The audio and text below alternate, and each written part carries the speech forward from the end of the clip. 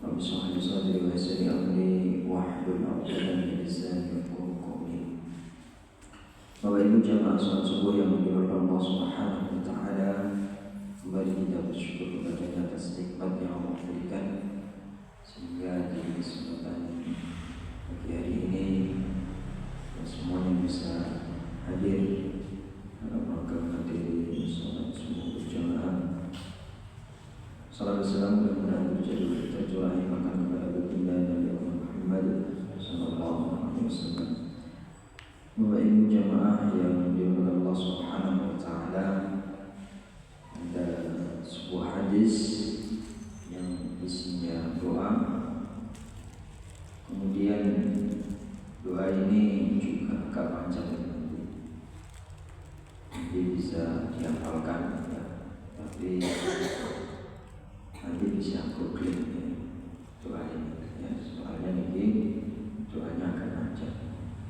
Tapi Bapak Ibu, ini faedah yang disampaikan oleh Rasulullah SAW ketika seseorang membaca doa ini dengan benar. Itu beliau mengatakan khadrun wala hazan ya, akan menghilangkan kegundahan dan kesedihan ya. Saya bacakan hadisnya.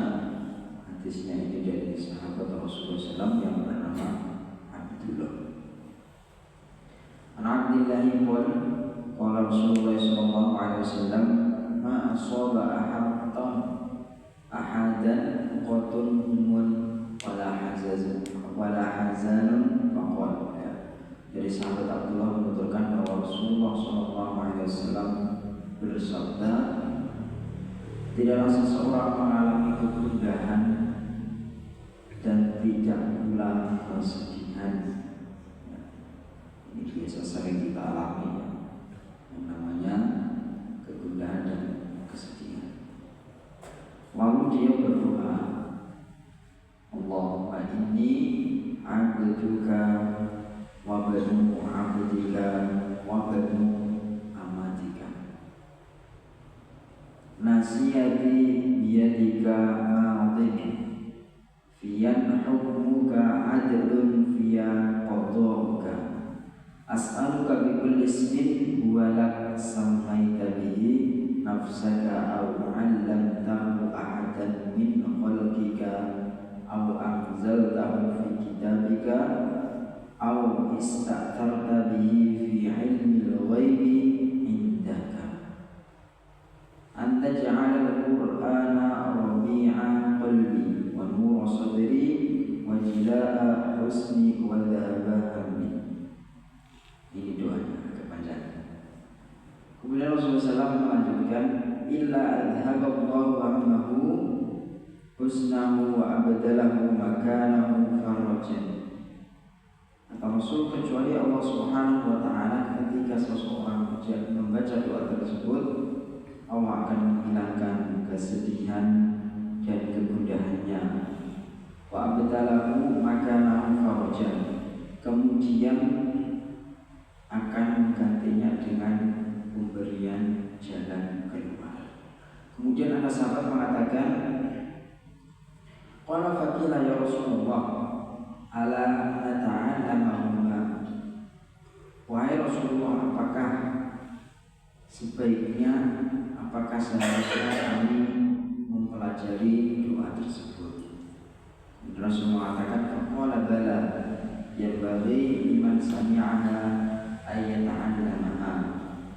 Rasul mengatakan, tentu ya, orang yang telah mendengarnya semestinya mempelajarinya. Ini hadis riwayat dari Imam Ahmad ya. Bagi orang yang mendengarkan doa ini, semestinya selayaknya bagi seorang hamba untuk mempelajari apa yang ada di dalam doa tersebut ya. Saya akan menjabarkan sedikit terkait isi dari doa tersebut. Yang ini bagian daripada mempelajari apa yang sudah kita dengar. Allahumma inni 'abduka wa banu 'abdika wa banu amatika. Ya Rabb,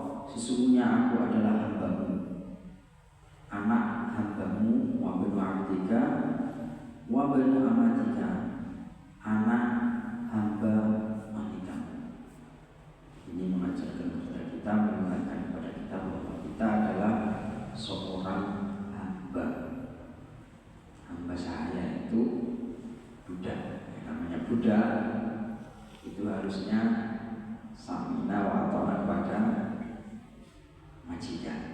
Ini menjadi pertanyaan bagi kita ketika kita membaca doa ini, sudah samina wa ata'na atau belum? Nasyati biyadika ma'adhin, ubun-ubunku berada di tanganmu. Artinya Bapak Ibu, ini semua takdir ya. Artinya ketetapan itu mutlak dari Allah Subhanahu wa Ta'ala. Ada orang mengatakan usaha tidak mengkhianati hasil. Bagi orang yang beriman, ya, usaha adalah asbab, tapi yang menentukan akhirnya adalah Allah Subhanahu wa Ta'ala. Fi hukmuka adlun, ya, hukummu berlaku padaku. Yang tadi jadi ketentuannya di tangan Allah Subhanahu wa Ta'ala.